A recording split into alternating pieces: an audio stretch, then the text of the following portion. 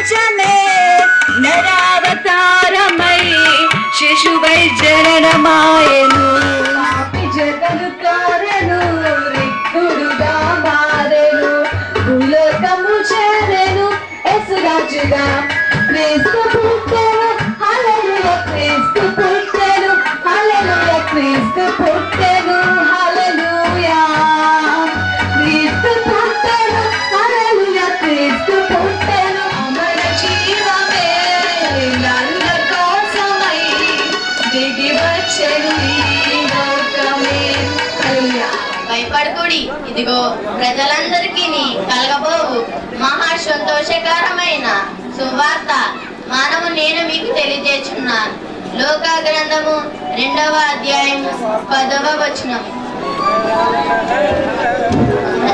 దానికిదే మీకు ఆనవాలు, ఒక శిశువు కొద్ది గుడ్డలతో చుట్టి ఒక కట్టెలో పండుకుని యుండుట మీరు చూచెదరని వారితో చెప్పాను. లోకా గ్రంథం 2వ అధ్యాయం 12వ వచనం. మధ్యకు వచ్చి నిలుచును, ప్రభు మహిమ వారి చుట్టూ ప్రకాశించునందున వారి మిక్కిలి భయపడు.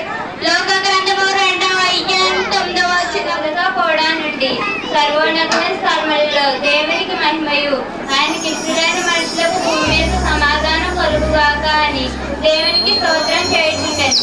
లోక గ్రంథము 2వ అధ్యాయము 13, 14.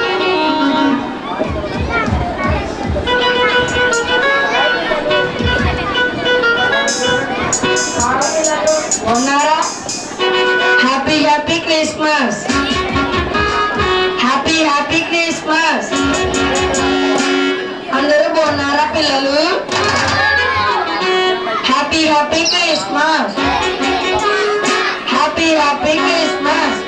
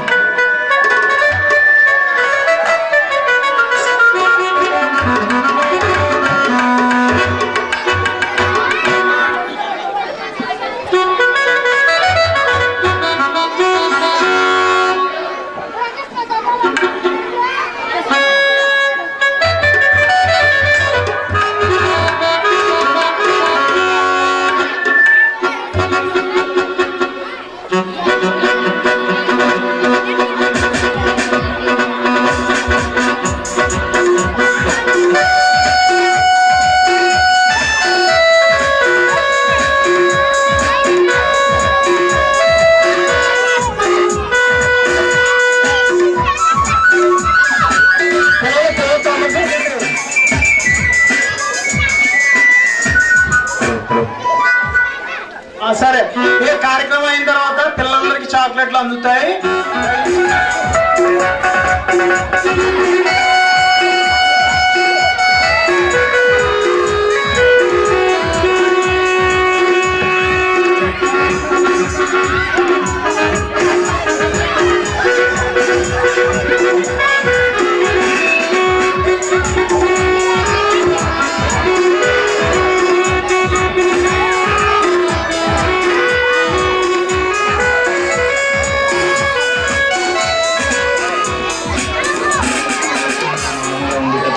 విడిచిపెట్టకూడని భాగ్యం ఎంచుకోనలేదు కానీ మనుషుల పోలికి పుట్టి దాసుని స్వరూపం ధరించుకుని తను తాను దుఃఖునిగా చేసుకుని మరియు ఆయన ఆ కాలముని మనుషుడిగా కనపడి మరణము పొందినంతగా ఆయన శిలువ మరణం పొంది తన్ను విధేయతగా చూసిన వాడై తన్ను తాను తగ్గించుకొని అందుచేత పరలోకమందున్న వారిలో గాని భూమి మీద ఉన్న వారిలో గాని భూమి కింద ఉన్నవారు గాని ప్రతి వాని మోటారు యేసునామమున పొందినట్లు ప్రతి వాని నాలుక తండ్రి అని దేవుని మహిమార్థమై యేసుక్రీస్తు ప్రభువును ఒప్పుకొనినట్లు దేవుడు ఆయనను అధికముగా హెచ్చించి ప్రతి నామమునకు పరిణామమును ఆయనకు అనుగ్రహించను. ఇచ్చిన వాటిని దేవుని ఉంచారు.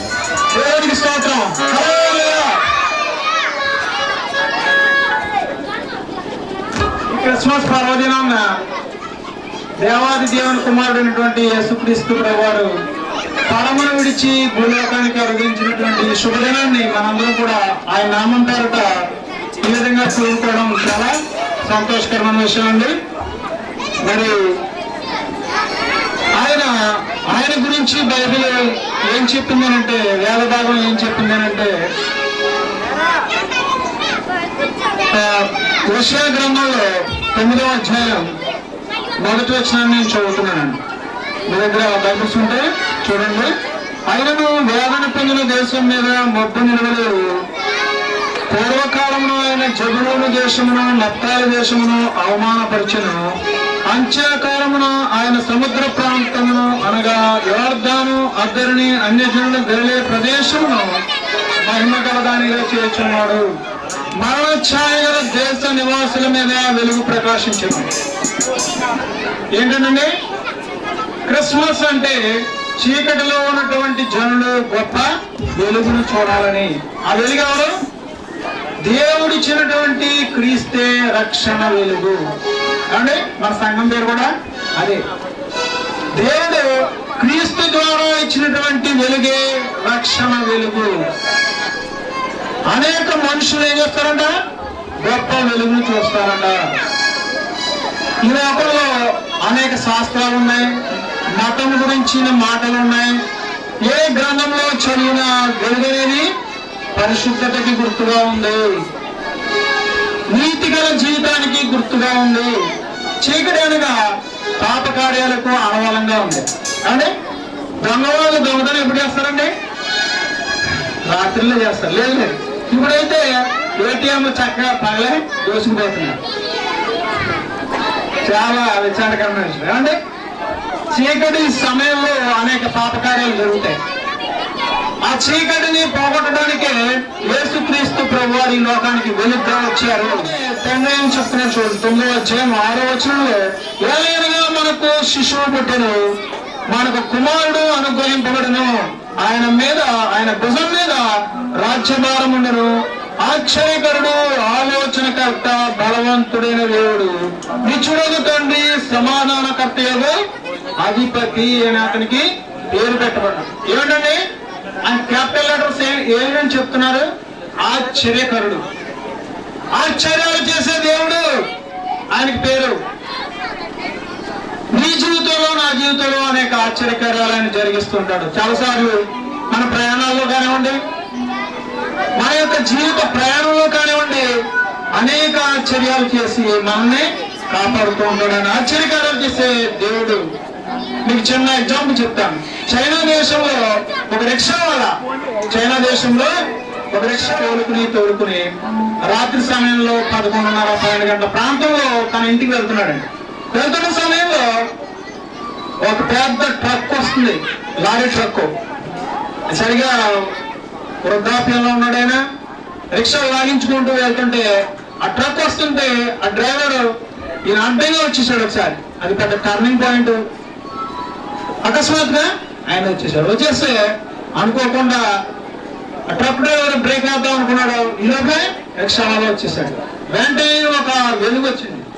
వెలుగు వస్తే ఆయన అనుకున్నాడు, డ్రైవర్ గారు తప్పకుండా రిక్షాలో చనిపోయాడు అని అనుకున్నాడు.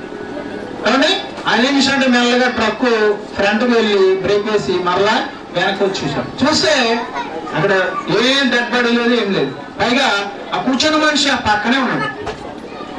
ఆ రిక్షా వల్ల ఆ పక్కనే ఫుట్పాత్ మీద కూర్చున్నాడు. అతని పక్కనే ఒక తెల్లటి మనిషి ఉన్నాడు. ఏమిటి గందరగోళం దగ్గరికి వెళ్ళి చూస్తే ఈ లోపల ఆ మనిషి అకస్మాత్తుగా అక్కడి నుంచి వెళ్ళింది. ఆ రిక్షా వాళ్ళని అడిగితే నాకేం తెలియదండి, ఒక గొప్ప వెలుగు వచ్చింది, ఆ వెలుగులో దీనిలాగా ప్రాణాలతో బయటపడ్డానని చెప్పాను. ఈ వార్త నేను కలబోయే మాటగా మీకు చెప్పడం లేదు, కాబట్టి మీరు నెట్ లో చూడొచ్చు. ఇలాంటి అనేక సంభవాలు. ఆశ్చర్యకరమైన వెలుగు మనుషుల్ని రక్షిస్తుంది.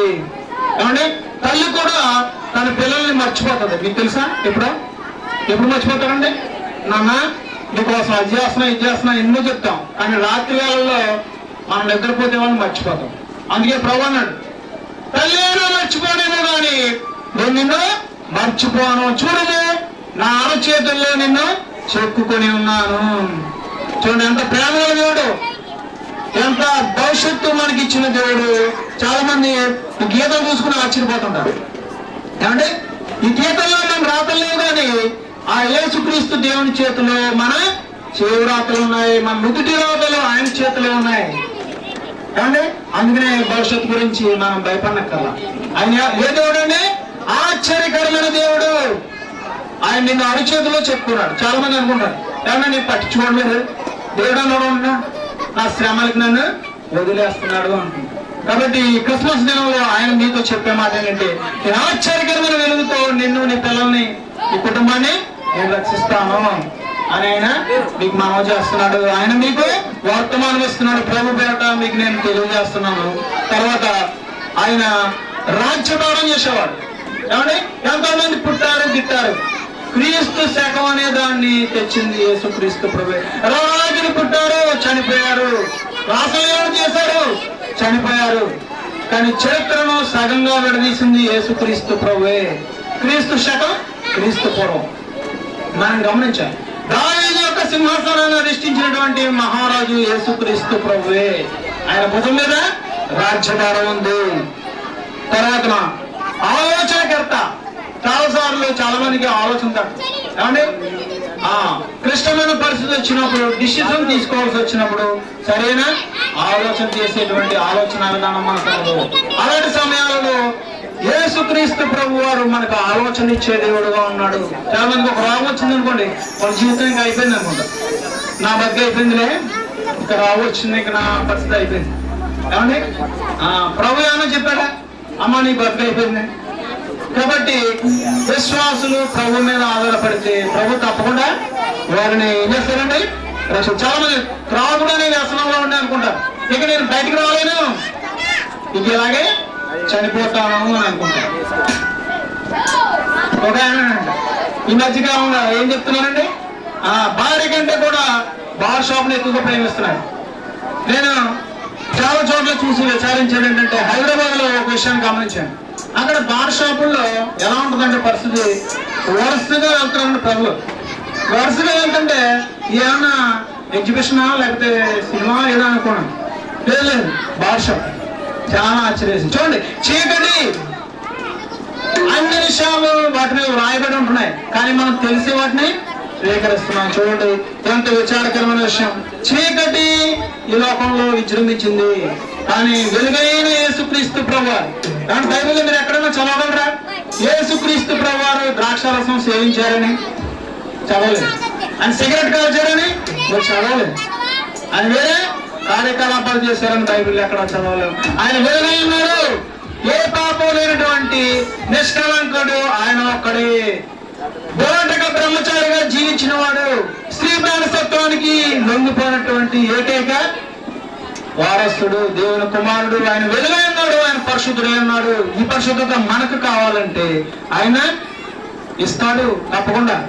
ప్రభు ఈ బానిసత్వం నుండి నేను బయటకు వస్తాను అని మనం ఆయన ప్రార్థన చేస్తే ఆయన తప్పకుండా క్రిస్మస్ వెలుగును మనకిస్తాడు. వెలుగును మనం సంపాదించుకోవాలి. అంత మాత్రమే కాదు, ఆయన సమాధానకర్త అధిపతి. దేనికి అధిపతి అంటే ప్రిన్స్ ఆఫ్ పీస్, సమాధానానికి కర్తకి ఆయన అధిపతి. చాలా మంది ఎన్ని డబ్బులు సంపాదించినా వాళ్ళ ఇంట్లో ఏముండదండి?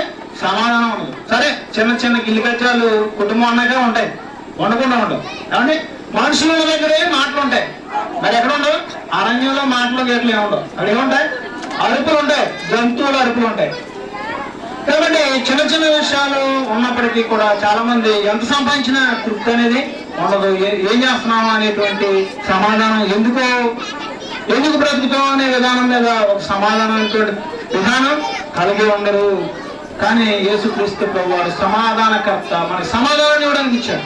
భార్యకి భర్తకి, తండ్రికి కుమారునికి మధ్యలో సమాధానాన్ని ఇవ్వడానికి వచ్చారు. ఆయనే సమాధానకర్త.